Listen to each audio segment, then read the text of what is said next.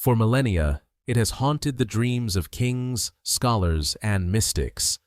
A substance of legend said to hold the ultimate power over nature itself.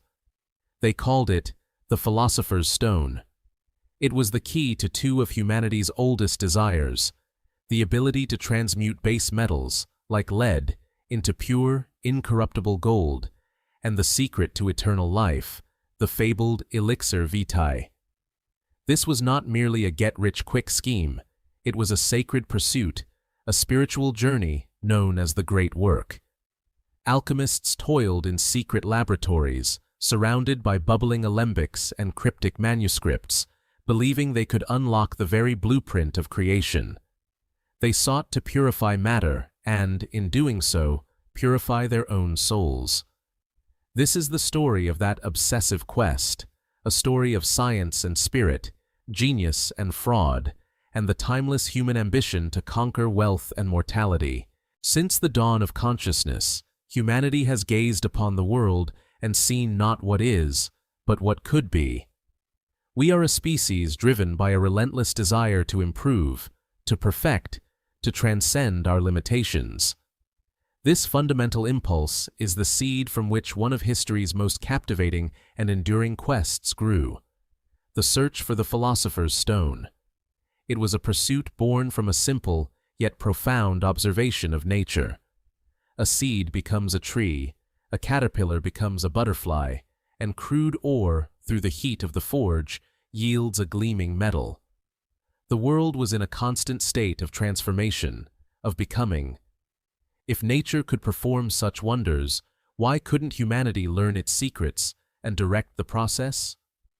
The alchemists looked at the metals of the earth and saw a hierarchy. At the very bottom was lead, dull, heavy, and common. At the pinnacle was gold, radiant, noble, and seemingly eternal, a metal that did not tarnish or decay. They did not see these as fundamentally different substances. Instead, they viewed lead as a sick, or immature, version of gold. All metals, they believed, were slowly striving towards the perfection of gold deep within the earth. The alchemists' goal was to accelerate this natural process within the confines of their laboratory. The agent of this miraculous transformation was the Philosopher's Stone, a legendary substance that could act as a catalyst, a ferment, to perfect base metals. But its power was not limited to metallurgy. If it could perfect matter, it could also perfect the human body. The stone was also known as the Elixir of Life, a universal medicine capable of curing all disease and granting impossibly long life. It was the ultimate prize, wealth beyond measure and time without end. This grand ambition, this dream of perfect matter and perfect life, took root in the ancient world, particularly in the cultural melting pot of Hellenistic Egypt. In the city of Alexandria, Greek philosophy, with its theories on matter and substance, merged with the practical, ancient craft traditions of Egyptian metalworkers and priests. Figures like Zosimos of Panopolis and Maria the Jewess laid the foundations, documenting processes in cryptic, allegorical language. They spoke not just of chemical reactions, but of spiritual journeys, of purifying the soul as they purified their materials. Theirs was a sacred art, a proto-science wrapped in a cloak of mysticism. But where did they get this audacious idea that the cosmos operated on principles that could be bottled and controlled? The answer, they claimed, came from a source of immense antiquity and unquestionable authority, a single, enigmatic text that held the key to unlocking all of creation's secrets. The foundation of all Western alchemy rests not on a vast library of texts, but on a single, cryptic page of wisdom. It is known as the Tabula Smaragdina, the Emerald Tablet. Legend tells of a single, magnificent slab of green crystal, discovered in a hidden tomb, clutched in the hands of a long-departed sage. The words inscribed upon its surface were said to be the key to the universe itself. The author was purported to be a figure of immense power and mystique, Hermes Trismegistus, or Hermes the Thrice Great. He was not a single historical person, but a magnificent fusion of two cultures: the Greek god Hermes, messenger and patron of knowledge, and the Egyptian god Thoth, the ibis-headed scribe of the gods and master of magic and wisdom. To the alchemists, Hermes Trismegistus was the original master, the first to receive this divine revelation. The text of the Emerald Tablet is not a practical guide. It contains no recipes, no lists of ingredients, no step-by-step instructions for the laboratory. It is a poem of cosmic principles, a condensed piece of spiritual philosophy that became the alchemist's creed. Its most famous line echoes through centuries of esoteric thought: "That which is below is like that which is above, and that which is above is like that which is below, to perform the miracles of the one thing." This was the master key. It meant the universe, the macrocosm, and man, the microcosm, were reflections of each other. The same laws governed the stars in their courses and the metals in the earth.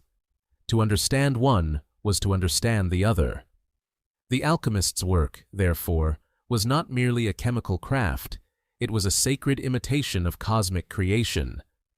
By understanding the principles that formed the universe, the practitioner could replicate that process in their flasks and furnaces. The tablet speaks of the sun as its father, the moon as its mother, and the wind carrying it in its belly. These were not literal instructions, but profound allegories for the forces and substances the alchemist must learn to balance. It was a puzzle written in the language of myth, demanding a lifetime of study and contemplation to decode. It gave the alchemists their why, the philosophical justification for their quest. It assured them that transmutation was possible because the entire universe was a product of a single, unified source, the one thing. But while the tablet provided the spiritual blueprint, it did not provide the physical tools.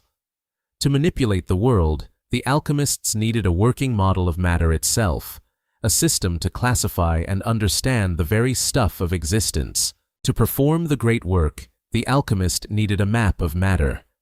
The Emerald Tablet provided the destination, the perfection of the one thing, but the Greek philosophers provided the coordinates. Their model of the universe was one of elegant, intuitive simplicity built upon four fundamental pillars: earth, water, air, and fire. This was not a naive theory, but a powerful philosophical framework for understanding all of reality. First proposed by thinkers like Empedocles and later refined by Aristotle, this system posited that everything in existence was composed of these four elements, or more accurately, their underlying qualities. Each element was a combination of two properties: hot or cold, and wet or dry. Fire was hot and dry. Air was hot and wet. Water was cold and wet. Earth was cold and dry. This elegant system transformed the alchemist's quest from a game of chance into a logical, if incredibly difficult, puzzle. Transmutation was no longer magic. It was a science of manipulating qualities. To change one substance into another, one simply had to alter its elemental balance. To turn lead, considered cold and dry like earth, into gold, often associated with the hot and wet qualities of perfected air and fire, the alchemist had to skillfully cook the base metal, adding heat and moisture in precise measures, stripping away its impurities and elevating its nature. But what were the elements themselves made of? This question led to one of alchemy's most profound and mysterious concepts: the prima materia, or first matter. This was the theoretical foundation of all existence, a formless, chaotic, primordial substance from which the four elements first emerged at the dawn of creation. It was pure potential, containing the essence of everything but having the form of nothing. The true goal of the alchemist, the first and most crucial stage of the magnum opus, was to find a way to break down a common substance, be it ore, dew, or wine, and reduce it to this original, unformed state. This was an act of immense symbolic power, a regression to the chaos before the cosmos. From this prima materia, this blank slate of reality, the alchemist could then, acting as a worldly creator, guide the substance through carefully controlled stages of purification and recombination, slowly coaxing it towards its final, perfect form, the philosopher's stone. The ancient knowledge of Alexandria, built on Egyptian craft and Greek theory, was a potent formula. But as the Roman Empire crumbled and Europe entered a period of fragmentation and intellectual quiet, this precious wisdom faced an uncertain future. Its survival and its future evolution would depend on a journey eastward into the heart of a new and brilliant civilization. As Europe's great libraries lay dormant, a new intellectual sun was rising in the east. In the 8th and 9th centuries, the city of Baghdad, capital of the Abbasid Caliphate, became the undisputed center of the scientific world. It was a vibrant metropolis of scholars, poets, and thinkers, home to the legendary House of Wisdom, an academy and library that drew the brightest minds from across the known world. It was here that the scattered seeds of Greco-Egyptian alchemy found fertile ground, not merely to be preserved, but to be cultivated into a more rigorous and systematic science. At the forefront of this revolution was the towering figure of Jabir ibn Hayyan, known to the later West as Geber. A polymath of astonishing genius, Jabir and the body of work attributed to him approached alchemy with an entirely new spirit of methodical experimentation. He and his contemporaries translated the ancient texts from Greek and Syriac into Arabic, but they were not content to simply accept the wisdom of the past. They tested, questioned, and refined it. Jabir is credited with developing the influential sulfur-mercury theory of metals. This theory proposed that all metals were formed deep within the earth from a combination of two principles: sulfur, which embodied the quality of combustibility and fire, and mercury, which embodied the properties of fusibility and liquidity. Gold was the result of a perfectly balanced and pure fusion of these two principles. Lesser metals like lead or copper were the result of an impure or imbalanced mixture. The alchemist's task, therefore, was to purify these components and correct their ratio. This framework moved alchemy away from pure allegory and towards a more structured chemical theory. Following in this tradition was the great 9th century physician and philosopher Al-Razi, or Rhazes. A dedicated experimentalist, Al-Razi created one of the first organized classifications of chemical substances, dividing them into spirits, metals, and stones. He meticulously documented his equipment, from beakers and flasks to furnaces, and recorded his experiments with a clarity that was centuries ahead of its time. For these Islamic scholars, alchemy, or alchemia in Arabic, was not a fringe obsession. It was a respected branch of natural philosophy, deeply intertwined with medicine, pharmacology, and cosmology. They sought the elixir not just for longevity, but to create powerful new medicines. Their work led to the discovery and isolation of many new chemicals and the development of laboratory techniques like distillation and crystallization that would become the bedrock of modern chemistry. This refined, systematized, and far more practical version of the alchemical arts was now one of the great intellectual treasures of the Islamic world. The question was, how would this powerful knowledge make its way back to a slowly reawakening Europe? Knowledge is a current that flows through the channels of human interaction, and in the Middle Ages, those channels were the trade routes that crisscrossed land and sea. Along with silks, spices, and jewels, one of the most precious commodities traveling from east to west was information. The sophisticated alchemical knowledge nurtured in Baghdad and other centers of the Islamic world began a slow but momentous journey back into Europe, primarily through two major points of cultural contact: Moorish Spain and Norman Sicily. By the 12th century, cities like Toledo in Spain had become extraordinary melting pots of Muslim, Jewish, and Christian cultures. Here, In what became known as the Toledo School of Translators, scholars from across Europe gathered for a singular purpose: to translate the vast repository of Arabic learning into Latin, the language of the European intellectual elite. It was a monumental undertaking. A Christian scholar might work alongside a Jewish colleague to decipher an Arabic text on medicine or astronomy, unlocking worlds of thought that had been lost to the West for centuries. In 1144, an English scholar named Robert of Chester completed the first Latin translation of a major Arabic alchemical work, the Book of the Composition of Alchemy. His preface reveals the excitement and novelty of the subject. He was introducing his Latin-speaking world to a powerful and mysterious new art. The impact was immediate and profound. This influx of new texts ignited a fire in the minds of Europe's emerging intellectual class. Scholars at the new universities, figures like Albertus Magnus and his student Thomas Aquinas, grappled with this knowledge. They sought to integrate the theories of Jabir and Al-Razi with Christian theology and Aristotelian philosophy. They saw alchemy not as heresy, but as a legitimate branch of natural science, a way to understand the hidden workings of God's creation. Men, like the English friar Roger Bacon, became passionate advocates for experimental science, inspired by the methods they read about in the translated Arabic texts.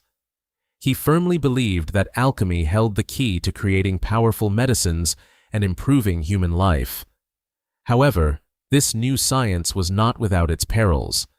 It dealt with secret knowledge and powerful transformations, walking a dangerously thin line between natural philosophy and forbidden magic in the eyes of some church authorities. To protect themselves and their secrets, European alchemists adopted and intensified the allegorical language of their predecessors.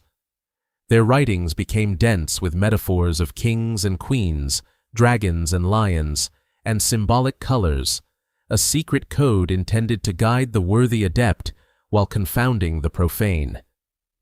The seeds of alchemy, having completed their long journey, were now sown deep in European soil, ready to blossom into a uniquely European obsession. Behind a hidden door, down a stone staircase, away from the prying eyes of the world, lay the alchemist's sanctum. It was not merely a workshop, it was a microcosm of the universe, a sacred space where matter and spirit were brought into communion.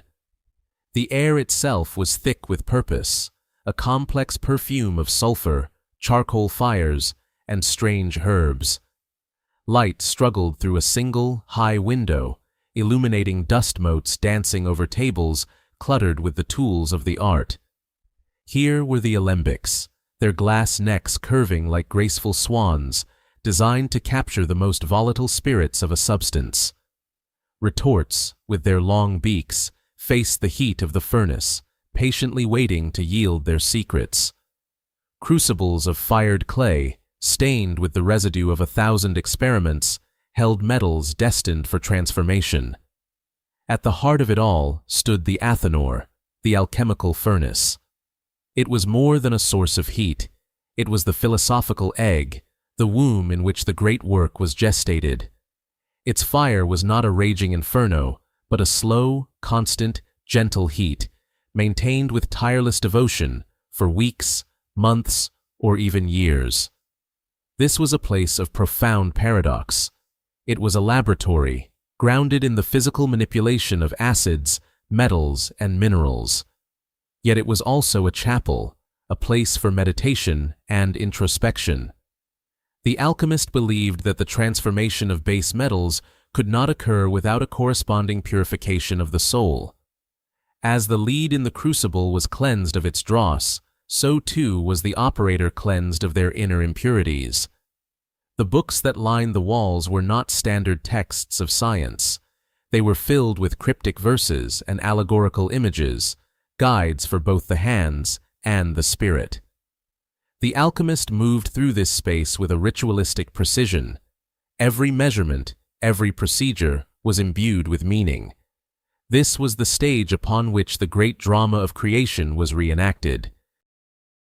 The sanctum was a shield against a skeptical world, a private universe where the impossible was pursued with unwavering faith. It was a testament to the belief that with patience, knowledge, and a pure heart, the very substance of reality could be unmade and perfected. Within these walls, the alchemist was not just a craftsman or a scientist. They were a co-creator, standing at the threshold of divine power, preparing to begin the most ambitious project ever conceived by humanity. The magnum opus, or the great work, was the alchemist's central pursuit. It was a practical, chemical process, but more profoundly, it was a symbolic journey of transformation mirrored in the soul of the practitioner. This journey was charted through a sequence of 4 distinct stages, each identified by a specific color appearing in the alchemical vessel. The first stage was nigredo, the blackening. The raw materials, the prima materia, were sealed in a vessel and subjected to gentle heat. They would decay, dissolve, and putrefy, turning into a uniform black sludge. This was a stage of decomposition, of confronting the unformed, chaotic nature of base matter. For the alchemist, it symbolized a spiritual low point, a confrontation with one's own inner shadows and imperfections, a necessary descent before any ascent could begin. From the depths of this blackness arose the second stage, albedo, the whitening. Through a process of careful washing and purification, the black matter would give way to a brilliant, shining white. It was described as a sunrise after the longest night, the emergence of the moon after the sun has set. This stage represented the cleansing of impurities, the first step toward perfection. Spiritually, it was the dawn of enlightenment, the purification of the soul after the trials of the nigredo. The alchemist had faced their inner chaos and emerged with clarity and renewed purpose. Following the white came citrinitas, the yellowing. This stage is often omitted in later texts, but was crucial to earlier alchemists. It represented the rising of the sun, the dawning of a new consciousness. The white, lunar purity of albedo was now infused with a solar, golden quality. It was a stage of revelation where the perfected matter began to acquire the noble characteristics of gold. For the soul, it was the moment of true wisdom, where purified consciousness was imbued with divine light. Finally, the work culminated in rubedo, the reddening. The substance in the vessel would transform into a deep, regal red, the color of the rising sun at its most powerful. This was the sign of completion. The philosopher's stone was born. It was the union of opposites, sun and moon, spirit and matter, king and queen, into a perfect, harmonious whole. The alchemist had not just created a magical substance, they had achieved a state of inner integration and spiritual wholeness, becoming a perfected being in harmony with the cosmos. The great work was complete. While the creation of gold promised immense wealth, it was merely a stepping stone for many alchemists. The true prize, the ultimate application of the philosopher's stone, was the Elixir of Life. This legendary substance promised something far more valuable than any earthly treasure, the transcendence of human frailty. The concept was simple, yet profound. If the philosopher's stone could perfect base metals, elevating them to the incorruptible state of gold, what could it do for the imperfect, corruptible human body? When the stone was dissolved into a liquid, often using purified wine or another spirit, it was believed to create a potent medicine known as potable gold. This was the elixir. Its powers were said to be miraculous. It was not merely a cure for one disease, but a universal panacea, capable of healing any ailment and restoring the body to its perfect, balanced state. More than that, it was believed to reverse the aging process, restoring youth and vitality to the old and infirm. Its drinkers would not only be cured of their present conditions, but would become immune to future illness. The ultimate promise of the elixir, however, was a form of immortality. It was not necessarily eternal life in the sense of being unable to pass on, but a vastly extended lifespan, free from the decay of age and the ravages of sickness. The alchemist who partook of the elixir would achieve a state of physical perfection mirroring their spiritual perfection. Legends of its use abound. Chinese emperors sent vast expeditions in search of similar substances. European nobles and mystics, like the enigmatic Count of Saint-Germain, were rumored to have lived for centuries, their youthful appearance a testament to the elixir's power. This quest raises deep philosophical questions. The pursuit was not simply about a fear of ending, but an ambition to overcome the very limits of the human condition. It was a desire to attain a state of being closer to the divine, to become as incorruptible and enduring as the gold they sought to create. For the alchemist, drinking the elixir was the final act of the great work. It was the internalization of perfection, the moment when the perfected soul was united with a perfected body. It was, in the most literal sense, drinking the light of the sun, absorbing its eternal, life-giving power into one's very being. The knowledge of the alchemists was considered both sacred and dangerous. In an era where any deviation from established dogma could lead to severe consequences, secrecy was a matter of survival. To protect their art from the unworthy and the uninitiated, alchemists developed a complex and beautiful symbolic language, a code that concealed as much as it revealed. This was not a simple cipher, but a rich tapestry of metaphor, allegory, and myth. To read an alchemical text was to enter a dreamscape of fantastical beasts and celestial events. One would not find a straightforward chemical recipe. Instead, the text might speak of a green lion devouring the sun. This was not a literal instruction, but a coded reference to a powerful acidic solvent, aqua regia, dissolving gold. They wrote of a king and queen being joined in a chemical wedding, symbolizing the union of sulfur and mercury, the two primary principles of matter. The Ouroboros, the ancient symbol of a serpent or dragon consuming its own tail, represented the cyclical nature of the work, the idea that the end and the beginning are one. It spoke of dissolution and coagulation, the constant process of breaking down and rebuilding that was central to the great work. The illustrations in their manuscripts were just as cryptic. The famous Mutus Liber, or Silent Book, contained no words at all, only a series of intricate engravings that guided the adept through the entire process using purely visual symbolism. Another manuscript, the Splendor Solis, is a breathtaking work of art, filled with colorful paintings that depict the stages of the great work through mythological scenes. These images were designed to be meditated upon. They were puzzles for the soul, intended to trigger insights and intuitions that a plain description could never convey. This symbolic language, often called the language of the birds, served a dual purpose.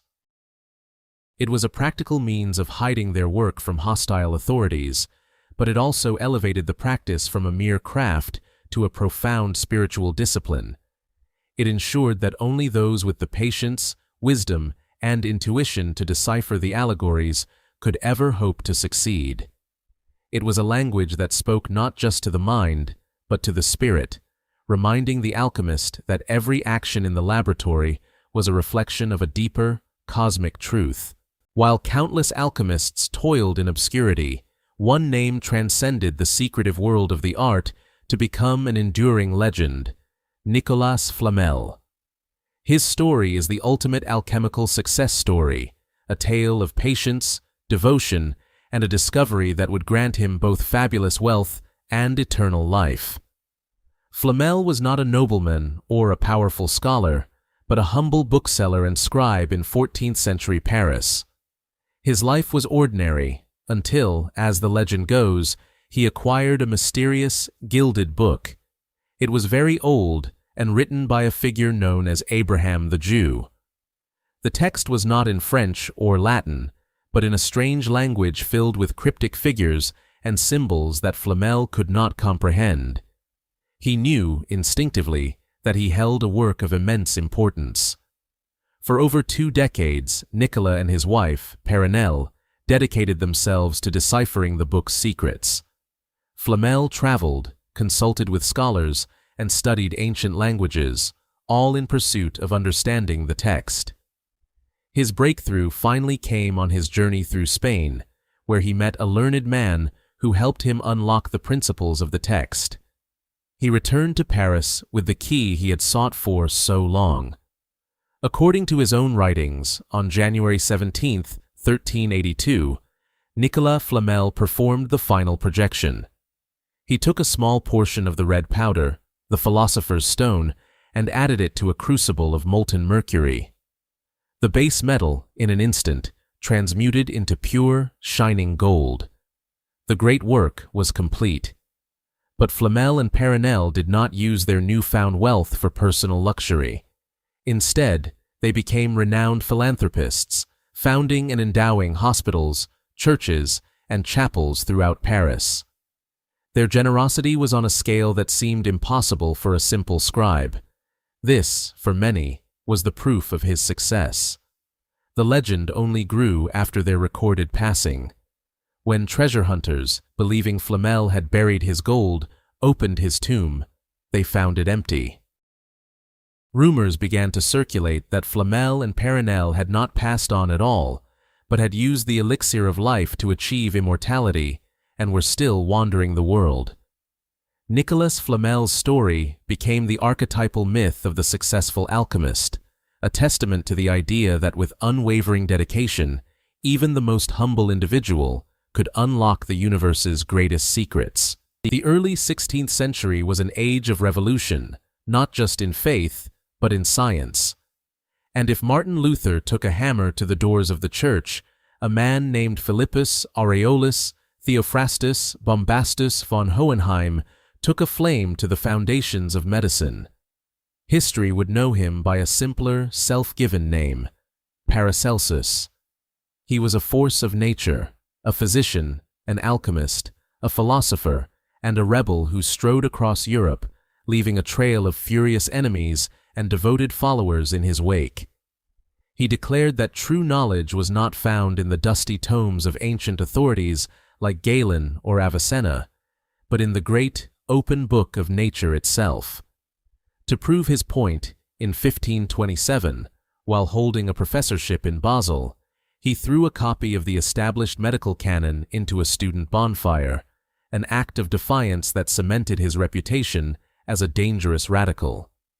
Paracelsus saw alchemy not as a grubby pursuit for gold, but as a divine art dedicated to healing. He mocked the gold makers, proclaiming, "The purpose of alchemy is not to make gold, but to prepare medicines." He pioneered a new field he called iatrochemistry, the chemistry of medicine. He believed the human body was a chemical system, and illness was the result of an imbalance of its core principles.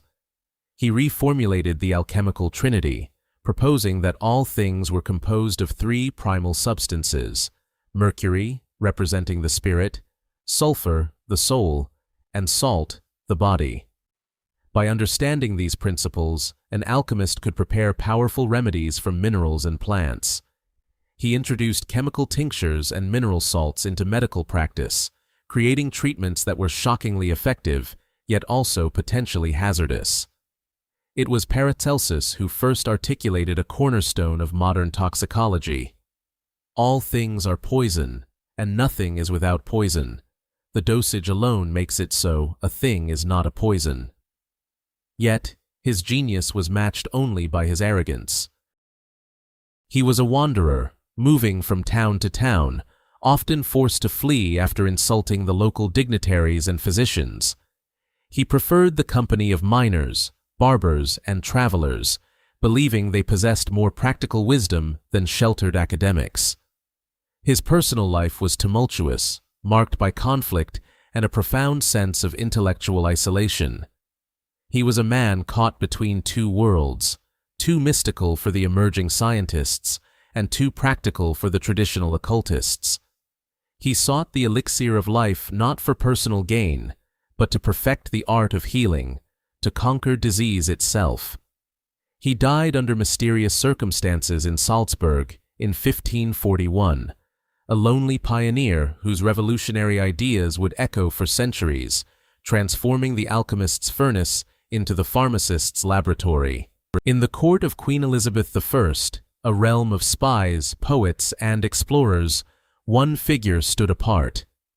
Dr. John Dee was a man of staggering intellect, a brilliant mathematician, a pioneering navigator whose work guided English explorers, and the owner of the largest private library in all of England. He was a trusted advisor to the Queen herself, a man at the very pinnacle of the Elizabethan Renaissance. Yet, for all his learning, Dee felt a profound frustration. He believed that human knowledge was a mere shadow of a greater, divine truth, a wisdom that had been lost to time. He yearned to reclaim this ancient knowledge, and when earthly books failed him, he turned his gaze toward the heavens, seeking a more direct line of communication. His quest led him to a practice known as scrying, using a polished stone or mirror as a gateway to the spiritual realm. But Dee himself lacked the scryer's sight. In 1582, his search for a medium brought a strange and charismatic figure into his life, Edward Kelly. Kelly was a man with a shadowy past, an alchemist of questionable repute who claimed to possess the ability to speak with angels. A partnership was formed, one that would become one of the most famous and bizarre in the history of Western esotericism. In the quiet of Dee's study, the ritual would unfold. Dee, the respected scholar, would pray with intense fervor, while Kelly, the volatile seer, would gaze into a crystal shoe stone. Soon, Kelly began to report fantastic visions, celestial beings who delivered cryptic messages, complex prophecies, and detailed instructions for a system of magic. Most remarkably, they communicated in a language Kelly called Enochian, a supposedly angelic tongue that Dee meticulously transcribed into his journals. Together, they embarked on a journey across Europe, seeking the patronage of powerful rulers like Emperor Rudolf II in Prague. They demonstrated their angelic communications, hoping to convince the monarchs of Europe to unite under a single, divinely inspired mission. But as their travels continued, the angelic messages grew more disturbing. Kelly, perhaps buckling under the pressure or driven by his own ambitions, reported increasingly strange commands. The partnership reached its breaking point with a final, shocking angelic decree that tested the bonds of faith and family.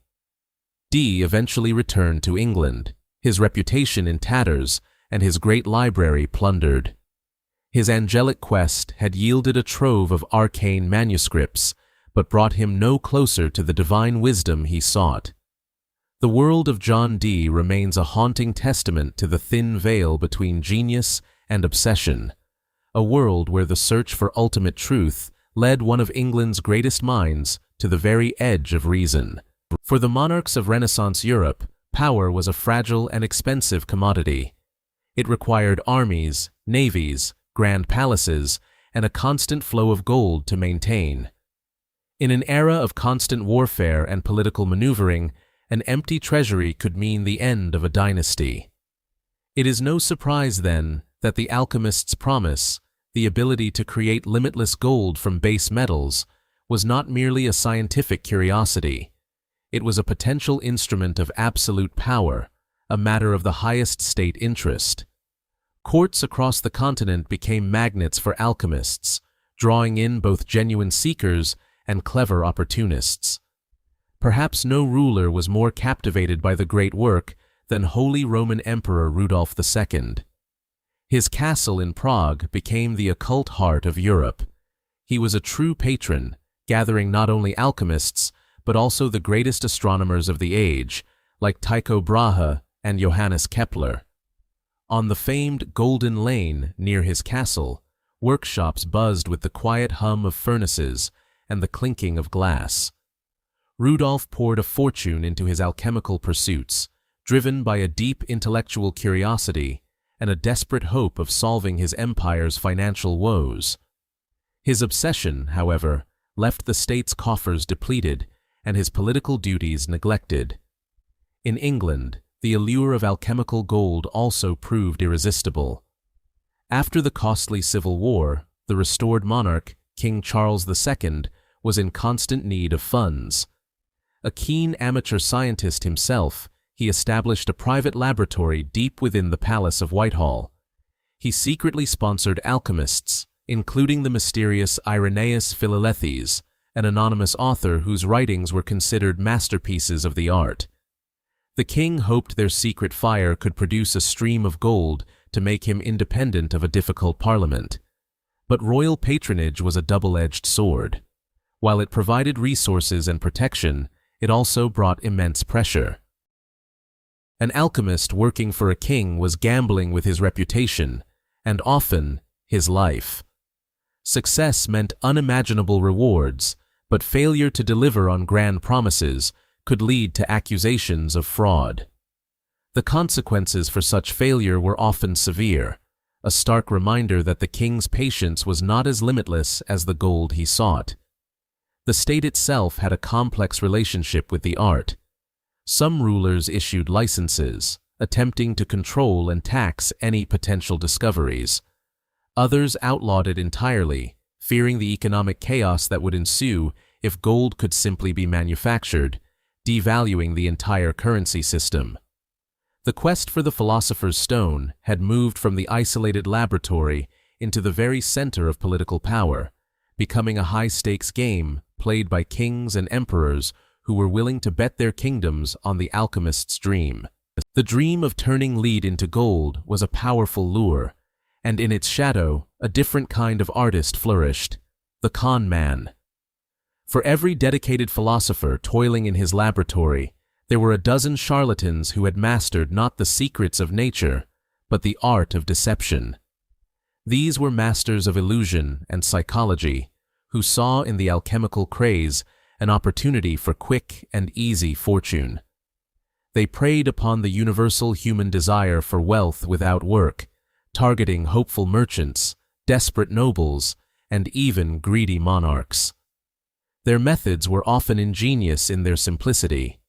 A common trick involved a specially designed crucible with a false bottom, where real gold was hidden under a layer of wax. As the crucible was heated, the wax would melt, and the hidden gold would appear in the molten lead, astonishing the eager audience. Another popular technique used a hollow stirring rod, secretly filled with gold dust. A quick stir at the right moment, and the worthless mixture would suddenly appear to be laced with precious metal. But their true skill was in performance. A successful charlatan was a master storyteller. He would arrive in a town with a grand, mysterious backstory, claiming to be an ancient adept, a keeper of secrets passed down from Egyptian pharaohs. He spoke in cryptic riddles and dazzling jargon, overwhelming his victims with a display of supposed knowledge. The demonstration itself was pure theater, filled with flashes of light, colored smoke, and dramatic pronouncements, all designed to build suspense and convince the patron that he was witnessing a true miracle. One of the most famous figures of this type was the 18th century adventurer who called himself Count Alessandro Cagliostro. He swept through the royal courts of Europe, dazzling high society with his charm, his claims of possessing the Elixir of Life, and his public transmutations. He lived a life of unbelievable luxury, funded entirely by his wealthy and gullible patrons. Others were less fortunate. In the late 16th century, a man named Marco Bragadino convinced the Duke of Bavaria that he could replenish the state's depleted treasury. He lived like a prince on the Duke's advance payments, but when months passed with no gold produced, the Duke's patience ran out. Bragadino's career of deception came to a very public and grim conclusion. These widespread scams had a devastating effect on the reputation of alchemy. The public began to see the art not as a noble science, but as a playground for swindlers. Serious experimenters found it increasingly difficult to find support. their work tainted by the actions of the fraudsters. As the Age of Reason began to dawn, skepticism mounted, and the world demanded empirical proof, not theatrical promises. The era of the alchemical showman was drawing to a close, but the true spirit of the quest was about to be reborn in the mind of the most unlikely and secretive alchemist of them all, Sir Isaac Newton. The name itself evokes an image of pure, cold reason. He is the titan of the scientific revolution, the man who formulated the laws of motion, discovered universal gravitation, and used mathematics to explain the clockwork of the cosmos. His world was one of logic, evidence, and irrefutable proof. But this public image, carefully cultivated for centuries, conceals a profound and lifelong secret. The same mind that mapped the heavens was also consumed by a hidden fire, a passionate, obsessive, and deeply private quest for the philosopher's stone. For decades, this aspect of Newton's life was a closely guarded secret. After his passing in 1727, his vast collection of papers was examined. His contemporaries expected to find treatises on mathematics, physics, and theology. Instead, they were stunned to discover that a substantial portion of his writings, more than 1 million words, was dedicated to alchemy. These were not the casual jottings of a curious mind. They were the meticulous records of a dedicated practitioner. This was a side of Newton so shocking to the rationalist image of the 18th century that his heirs kept the papers hidden from public view for nearly 200 years. Why the secrecy? In Newton's time, alchemy was falling into disrepute, associated with fraud and heresy. More importantly, Newton viewed alchemy not as a common craft, but as a sacred and divine science. He believed its secrets were a form of holy wisdom, not to be shared with the vulgar and unworthy. He worked in secret, building a laboratory at Trinity College, Cambridge, where he toiled for countless hours over his furnace. He applied the same ferocious intellect and systematic rigor to alchemy that he applied to physics. He wasn't trying to get rich. He was trying to understand the fundamental principles of God's creation. He painstakingly copied ancient manuscripts, cross-referenced texts, and conducted endless experiments, attempting to decode the allegorical language of the alchemists to find the true, repeatable process. Some scholars now believe his alchemical studies were not separate from his scientific work, but deeply intertwined with it. His revolutionary concept of gravity, a mysterious, invisible force acting over vast distances, was difficult for his contemporaries to accept. Yet, it resonates with alchemical ideas of active principles and sympathies between substances. To Newton, there was no contradiction. Physics explained the how of the universe, but he believed alchemy could reveal the why, the divine spark, the living spirit hidden within matter. The greatest scientific mind of his age never found the stone, but his quest reveals a startling truth.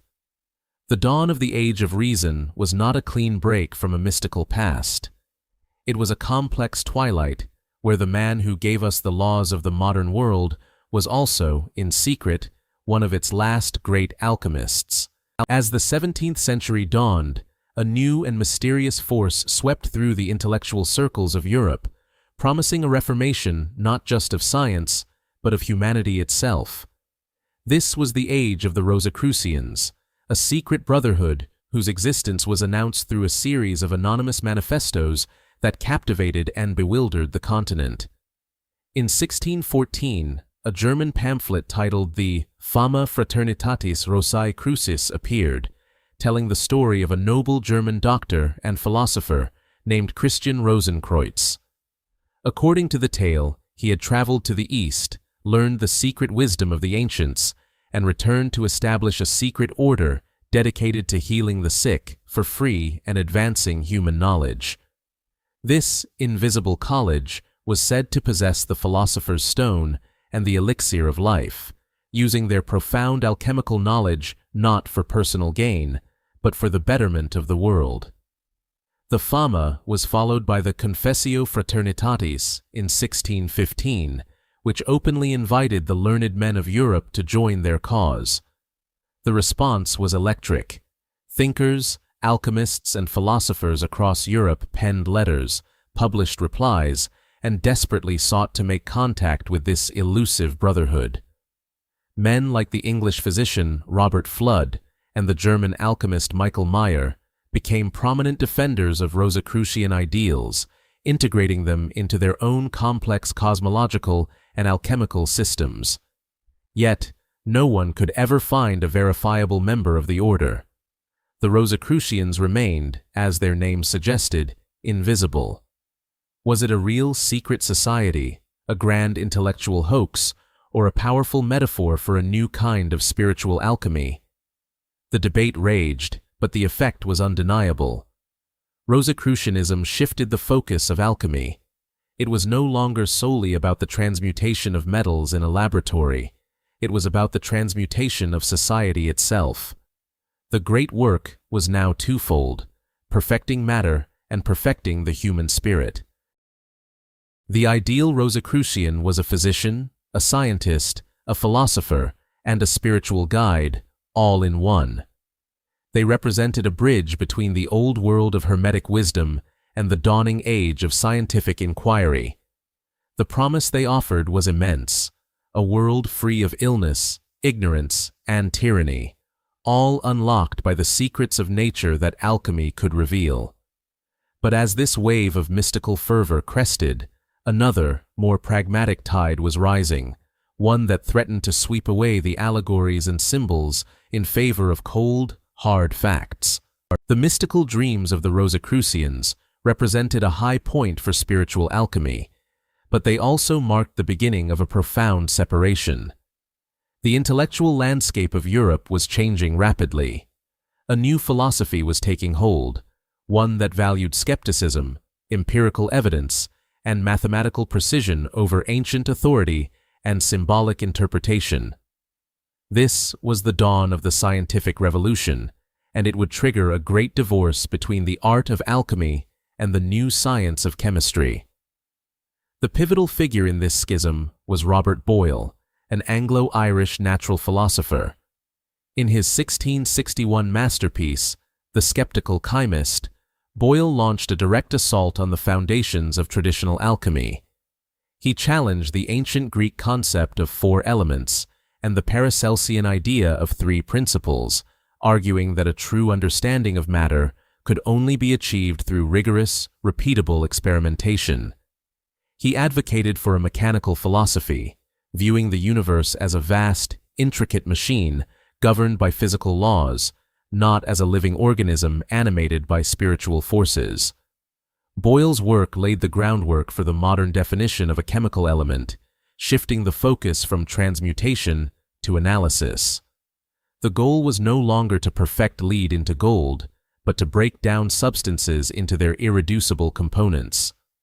The alchemist's furnace, once a site of sacred ritual, was becoming the chemist's laboratory, a place of precise measurement and objective observation. Yet, the transition was not clean or immediate. Even the greatest minds of the age were caught between these two worlds. Sir Isaac Newton, the architect of classical physics, spent decades in secret, filling millions of words with meticulous notes on his alchemical experiments. He pored over ancient texts, convinced that they held a coded wisdom about the nature of matter that his own laws of motion could not explain. Newton's hidden obsession reveals the deep-seated appeal of the alchemical worldview. But in the public sphere, the tide had turned. The Royal Society of London, with its motto Nullius in Verba, take nobody's word for it, championed Boyle's empirical approach. The quest for the philosopher's stone, once a respectable intellectual pursuit, was gradually relegated to the realm of charlatans and mystics. The material and the spiritual, once inextricably linked in the alchemist's crucible, were now set on separate paths. The physical quest for gold was over, but the stone's symbolic power was about to be rediscovered in a completely different domain. For 2 centuries, The rich, symbolic language of alchemy lay dormant, dismissed by the scientific world as the nonsensical jargon of a failed pseudoscience. Its intricate diagrams and cryptic texts were seen as relics of a superstitious past. But in the early 20th century, one of the most influential thinkers of the modern era, the Swiss psychiatrist Carl Jung, would unearth this forgotten treasure and reveal its profound psychological significance. Jung stumbled upon alchemical texts while studying the dreams and fantasies of his patients. He was astonished to find that the bizarre, archetypal images they described, dragons, kings, queens, and cosmic unions, were identical to the symbols that filled the pages of centuries-old alchemical manuscripts. He realized that the alchemists were not just primitive chemists attempting to manipulate metals. They were pioneers of the human psyche, projecting their own inner processes of transformation onto matter. In Jung's view, the alchemical laboratory was a metaphor for the soul. The prima materia, or base matter, was the chaotic, undifferentiated state of the unconscious mind. The arduous process of heating, dissolving, and purifying this matter in the crucible represented the difficult work of psychotherapy and self-exploration. The famous stages of the great work became a map for psychological integration. The nigredo, or blackening, symbolized the confrontation with one's own shadow, the dark, repressed aspects of the personality. The albedo, or whitening, represented a purification, the dawning of self-awareness and insight. Finally, the rubedo, or reddening, signified the culmination of the process, the union of the conscious and unconscious, the integration of opposites, and the birth of a new, whole personality. And the philosopher's stone, the legendary lapis philosophorum? For Jung, this was the ultimate symbol of the self, the fully realized, integrated individual who has achieved psychic wholeness and balance. The alchemist's quest to turn lead into gold was, in reality, a symbolic depiction of the human journey from an unactualized state to one of profound self-knowledge and enlightenment. Jung's work resurrected alchemy, transforming it from a historical curiosity into a vibrant, living system of psychological symbolism. He showed that the alchemists, in their search for the secret of matter, had inadvertently charted the deepest territories of the human mind, leaving behind a legacy not of gold, but of wisdom. While science and psychology were redefining the meaning of alchemy, its original, magical form found a powerful new home in the burgeoning world of modern fantasy. Long after the last alchemist's fire went out, the philosopher's stone was reborn, not as a physical goal, but as one of the most potent and enduring symbols in storytelling. Its re-emergence into the global consciousness can be traced to one of the most successful book series in history. When readers were introduced to the ancient alchemist Nicolas Flamel in The Story of a Young Wizard, the philosopher's stone was no longer a historical artifact, but a living, breathing plot device, a source of ultimate power and a catalyst for adventure. This single story introduced the core concepts of the stone, immortality, and the ability to create infinite wealth, to millions, cementing its place in the modern imagination. But the stone's influence runs far deeper than a single series. The fundamental themes of alchemy are woven into the very fabric of the fantasy genre. The concept of transformation, of turning something common into something precious and powerful, is the hero's journey in its purest form. A humble farm boy becomes a great king. A simple ring becomes an object of immense power. These are alchemical narratives. The idea of the great work is echoed in epic quests that require immense sacrifice, knowledge, and perseverance to achieve a world-altering goal. In worlds of fiction, the stone itself appears in countless forms. It might be a crystal that can heal any wound, a potion that grants eternal youth, or a complex magical system based on the law of equivalent exchange, a direct nod to alchemical principles. This law, central to narratives like the popular Japanese series Full Metal Alchemist, posits that to obtain something, something of equal value must be lost, a perfect metaphor for the costs and sacrifices inherent in any significant transformation. The stone's persistence in our stories reveals a deep-seated human fascination with ultimate potential. It represents the shortcut to power, the cheat code for life, and the ultimate prize at the end of the quest. It is a symbol of hope, temptation, and the profound consequences that come with wielding absolute power. In a world governed by science, fantasy provides a space where the old magic can still be real, where lead can still become gold, and where the quest for the Philosopher's Stone continues, chapter after chapter.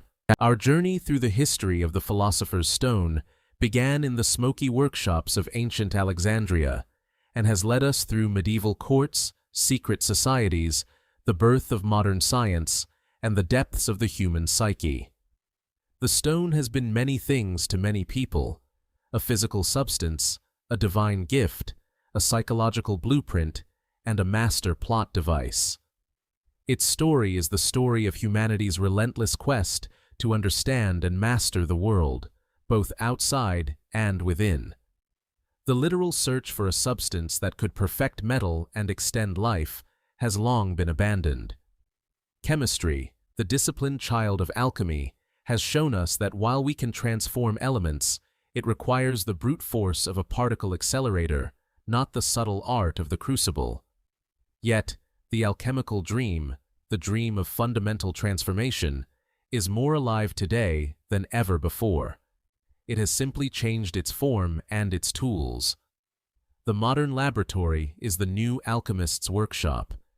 Geneticists seek to transmute the lead of hereditary disease into the gold of a healthy life, manipulating the very building blocks of our being. Computer scientists and engineers working on artificial intelligence are engaged in their own great work, attempting to transmute the inert silicon of a computer chip into the gold of true consciousness. The quest for immortality continues, not through a mythical elixir, but through the painstaking research of gerontologists and biotechnologists aiming to slow, halt, or even reverse the aging process. The Philosopher's Stone, then, was never just about gold or longevity. It was a symbol of human potential. It represents our profound, unyielding belief that the world as it is not the world as it has to be. It is the conviction that with enough knowledge, wisdom, and effort, we can perfect nature, perfect ourselves, and transcend our limitations. The alchemists were the original optimists, the first true believers in progress. They looked at a dull, heavy metal and saw not lead, but the potential for shimmering, incorruptible gold. In the same way, we look at illness, ignorance, and mortality, and we see challenges to be overcome. The language has changed, the methods have evolved, but the fundamental impulse remains the same. The great work is not over.